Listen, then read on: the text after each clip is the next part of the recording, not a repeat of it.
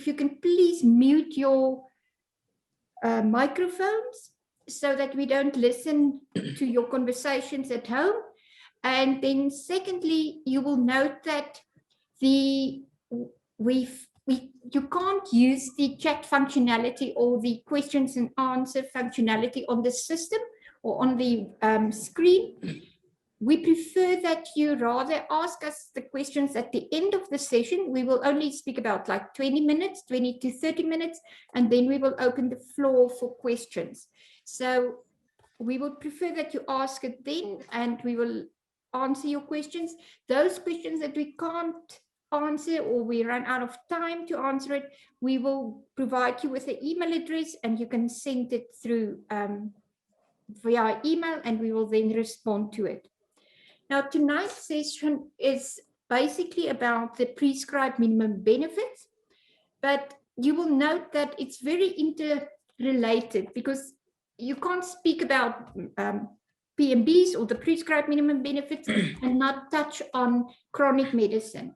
And you can't speak about PMBs if you don't speak about the hospital authorizations or even the DSP, the Designated Service Provider Network. It's one topic that it's very difficult for us to isolate it and to only speak about that. And I do understand that your questions might be about something else, but it is interrelated with PMBs. We're going to try our best to answer your questions, but if we feel that it's a little bit off the topic, we're going to ask you to just send us an email and we will then phone you or email you and answer your question. I'm going to hand over to Vanessa. Vanessa Besaidnout is the manager of the Pharmaceutical Benefit Management Department, as well as then prescribed minimum benefits as a section or business unit within Bestmed. So I'm going to hand over to her. She's the expert and she's assisted by Rhoda.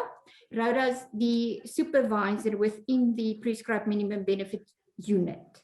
So Vanessa, it's all over to you.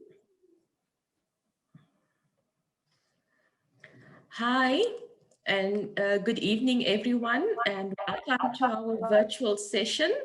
I will try my best to brief you in simple terms that will make it easy for you to understand the message that we're trying to get across. Okay, so what is PMBs?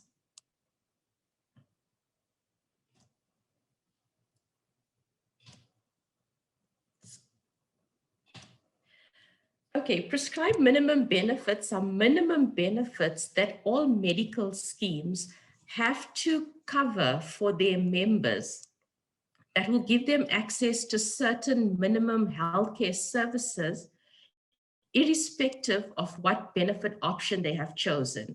So whether you're on a hospital plan or a top-end premium executive plan, you have to have minimum benefits covered across the range of options. And the aim of this is simply to ensure that a member has access to continuous care to improve their health and well-being for the specified conditions. So PMBs is not compulsory or not optional for medical schemes to cover. It's actually a feature of the Medical Schemes Act, where the Act itself dictates what medical schemes have to cover in terms of PMBs. And this relates to covering the costs, the diagnosis, treatment, and care for an emergency medical condition, a limited set of 270 medical conditions, and these are called the diagnosis treatment pairs. It's actually 271 medical conditions now because COVID was recently added to this list. And thirdly, it's a list of 27 chronic conditions that is defined as the CDLs. Okay, so like I said, why do we have PMBs? The purpose of PMBs is to ensure that beneficiaries have access to continuous care for certain conditions to improve their health. And this simply means that even if the member's benefits are depleted during the course of a benefit year, the medical scheme still has to pay for minimum treatment for PMB conditions, at least according to the funding guidelines and scheme protocols as available at the state or the public sector. So the first definition, the first part of the definition, I mentioned an emergency medical condition. So what is an emergency medical condition? It is a sudden and unexpected onset of a condition that requires immediate treatment or care.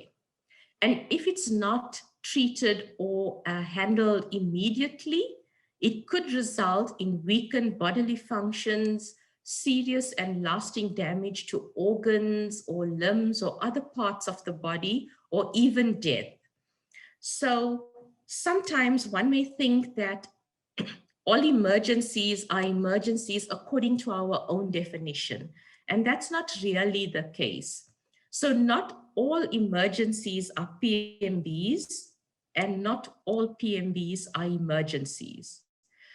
So we may think, falling down the stairs and getting hurt on your leg or getting a bruise on your leg is an emergency, because then you go off to the trauma unit to get help and treated.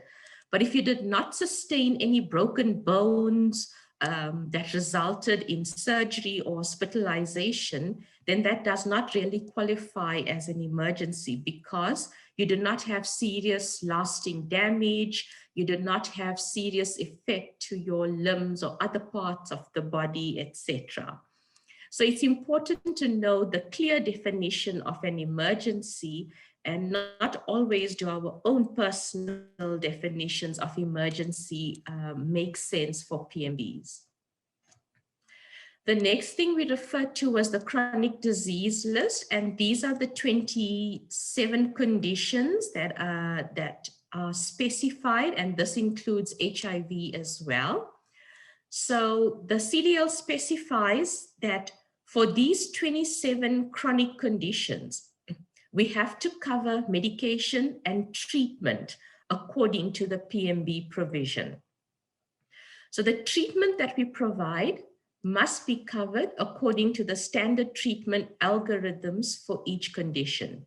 And what an algorithm means, it's basically a stepwise approach or stepwise treatment on how a condition, a chronic condition, should be managed. And if we had to take hypertension or high blood pressure, for example, you have to start, once you're diagnosed with a condition, you have to start treatment with first line of drugs and use that for a certain period. And after a couple of months, if your condition is controlled, then you remain on the treatment. But if your condition is not controlled, then you can go to the next level of drugs or the next level of treatment, and so on. So that's what an algorithm means. It's a stepwise approach on how to manage a condition. And this is important to ensure that there's consistency in the way we help our members manage their conditions. In addition to providing medicine treatment for a CDL condition, for one of these chronic diseases, the medical scheme must also provide cover for the related services in managing this condition. And these include doctor consultations, specialist consultations, and pathology tests, and even x-rays, but relating to the condition that you have been diagnosed with. And this basket of cover is something we call the treatment plan. So once a condition is registered on your profile, you get access to a treatment plan, which opens up a basket of cover to enable you to manage your condition optimally. It's important to note that all these treatments, whether it's the medicine or the treatment plan consultations and tests, are all funded from the scheme risk benefits and cannot be funded from the member's savings account. So I mentioned the 27 CDL conditions, and this is what the list of conditions are. If you want a detailed list of these conditions, you will find them on your benefit brochures, or they're available on the Bestmed website. The third aspect I mentioned was a DTP, or the 270 diagnosis treatment pair. So the treatment for these are based on healthcare that is proven to work best. In our terms, we refer to that as evidence-based medicine. That means treatment would have gone the way of clinical trials to prove that this is the treatment relevant for this condition. And while doing that, it's responsible for the scheme to take affordability into consideration. One may think that the prescribed minimum benefits is an open checkbook where we've got to fund everything and anything. But in order to ensure consistency and ensure responsible management of the members' funds, we have to take affordability and evidence-based medicine into consideration. The minimum benefits that schemes have to cover for PMBs is at least that which is available in the state or the public sector.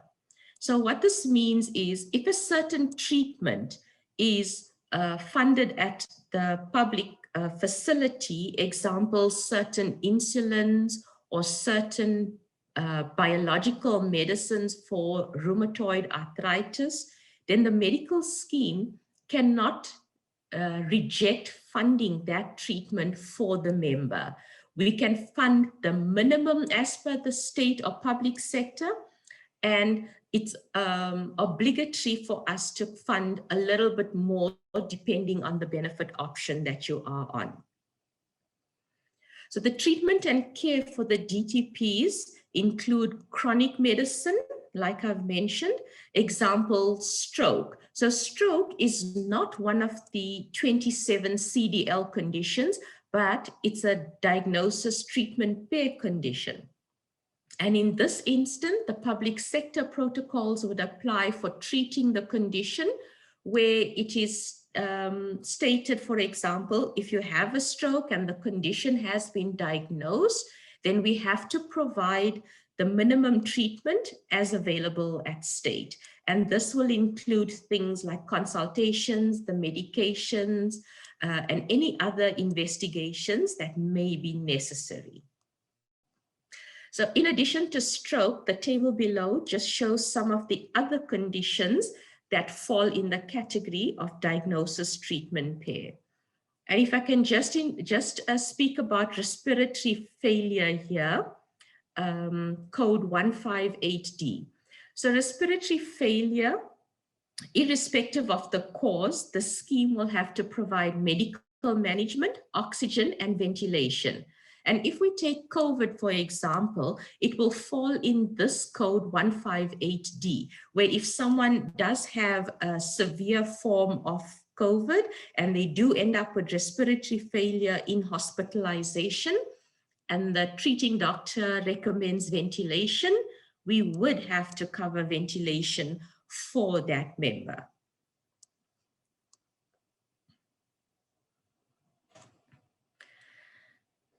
Okay, I'll touch a little bit now about exclusions and emergencies. So, as you know, medical schemes do define exclusions in their scheme rules. And these exclusions are things like cosmetic surgery, travel costs for going to and from your doctor, and examinations for health insurance, etc. And in certain circumstances, the exclusions may not necessarily apply to PMBs. And an example that we can look at here is someone has cosmetic surgery. So cosmetic surgery is considered an exclusion for the scheme and is not covered under the PMB benefits.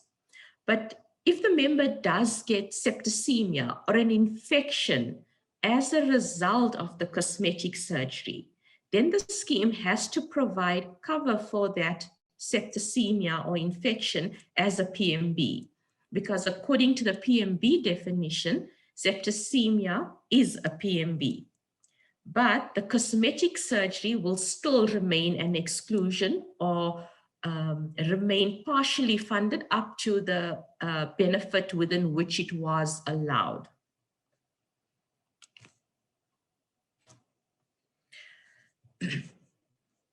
Designated service providers. Now, you would have heard this term quite often where we talk about DSPs.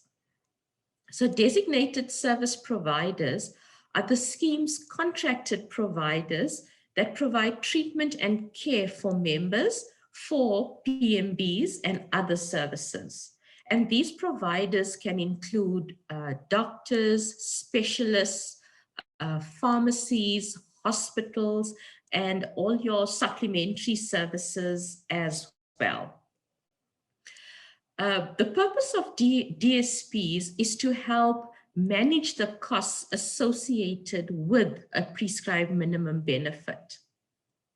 And how a scheme helps to achieve this is by negotiating preferred and discounted rates with these providers to ensure that there's maximum benefit passed on to the member in terms of their premiums. So if a member uses a non-DSP, they will be liable for the co-payment that may be charged by the non-DSP provider. So in all best interest, members are encouraged to make use of designated service providers, which will ensure that their treatment and care will be funded in full and not leaving them with any out-of-pocket co-payments or levies. The designated, just to make a note, designated service providers may not apply in cases of emergencies. So if there's an emergency, let's say there's a motor vehicle accident and your designated hospital is the Wilkes Hospital in Pretoria East, but your accident occurred in Pretoria North, because that's seen as an emergency, you can be taken to the nearest emergency center for emergency medical care until such time that your condition can be stabilized and it may be suitable for you to move to a DSP facility. So yes, that will qualify as something called as involuntary use of a non-DSP. And no penalties will apply in instances like that. So what are our responsibilities in terms of PMBs and ensuring that the scheme manages the benefit correctly and members get optimal benefit from this?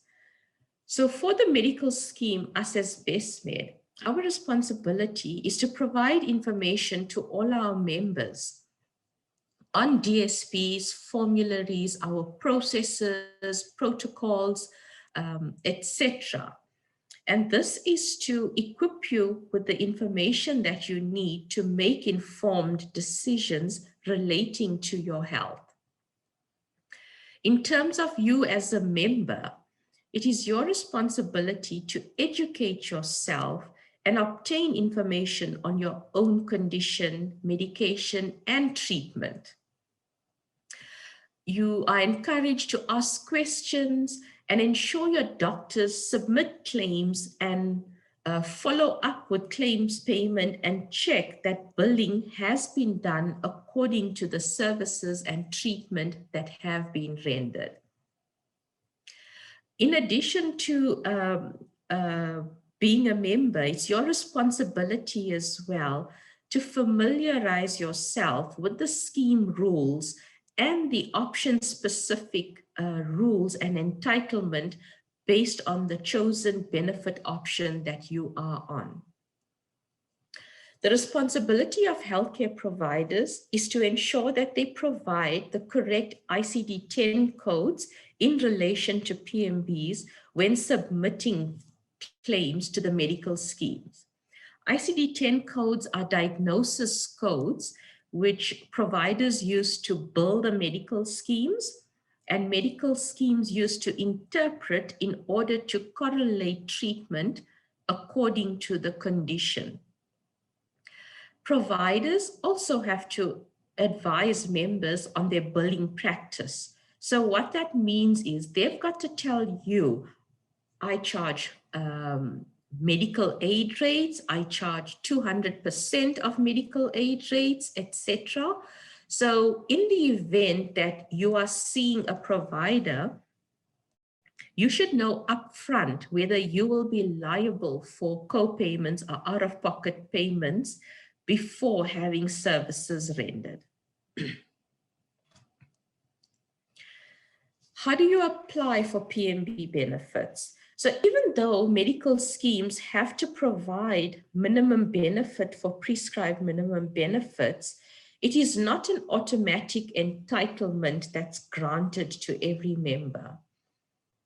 A process has to be followed. So for in-hospitals, one has to apply for the relevant pre-authorization before being admitted or before having a procedure.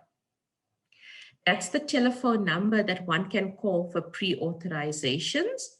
In the case of emergencies where pre-authorizations cannot be obtained before the admission or procedure, then the authorization must be requested on the next working day. Once accounts are received for in-hospital services and procedures, the account will be paid at the scheme tariff or at the contracted tariff for all contracted designated service providers. If the diagnosis was a valid PMB and the treating provider was not a DSP, then there may be a short payment on the account depending on his billing practice.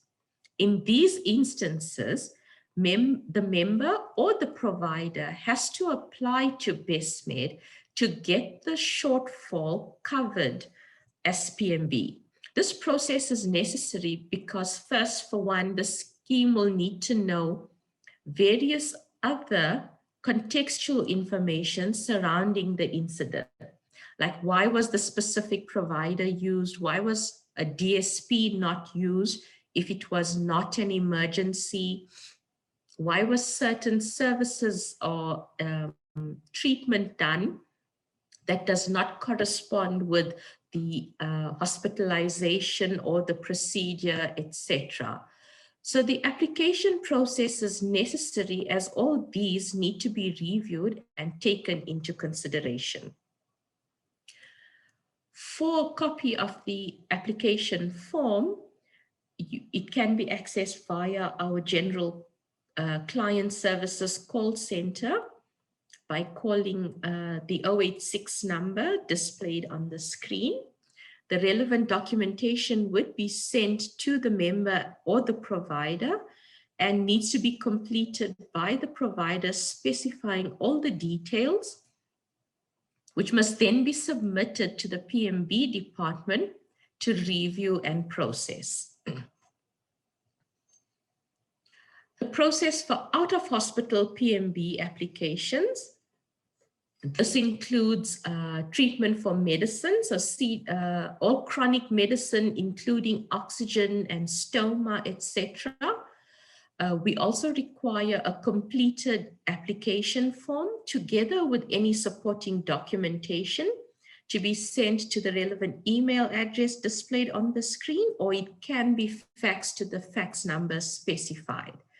And I cannot stress enough as well how important the application process is, because we require supporting information like blood tests to confirm the diagnosis, to confirm the severity of the condition, and to ensure that the treatment requested matches the clinical profile. Additional services relating to authorized chronic conditions, example, additional tests and consultations. We also require an application for this by completing the relevant PMB application form. This is ideally completed by the treating provider, where he specifies the treatment plan. So the intended services, the duration of the services, the quantity, etc., and to support why such treatment is needed. Once we receive this information, it is reviewed by our clinical team and processed by the PMB department. If any additional information is required, we would contact the treating doctor or the member to request such information to ensure that we have all the right information at our disposal so that we can make an informed decision in the best interest of the member. If the request was approved retrospectively for services that have already been rendered, or claims that have paid from savings, or claims that have short paid, we will ensure that these claims are corrected on our side to ensure that they pay as PMBs.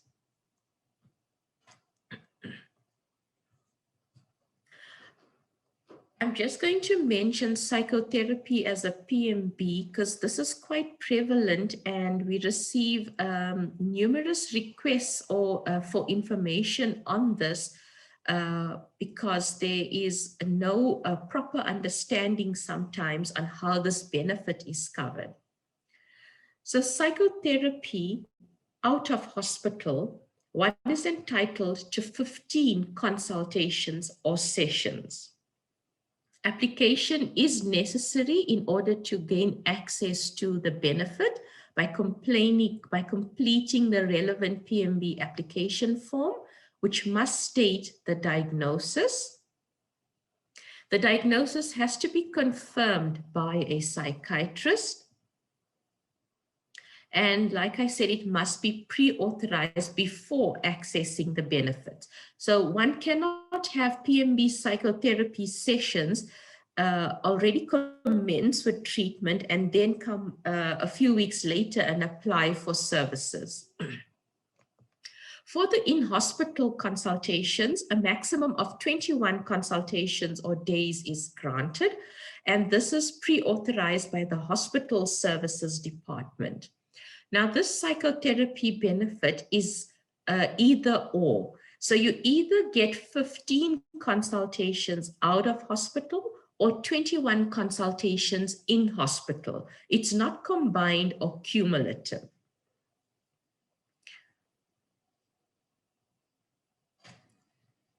Okay, once we receive an application for a PMB request, whether it's treatment plan funding, psychotherapy, any PMB services, the outcome of the request is communicated to the member and the provider via email. And then we save this email on our side for accurate record keeping and for future reference should anything come up.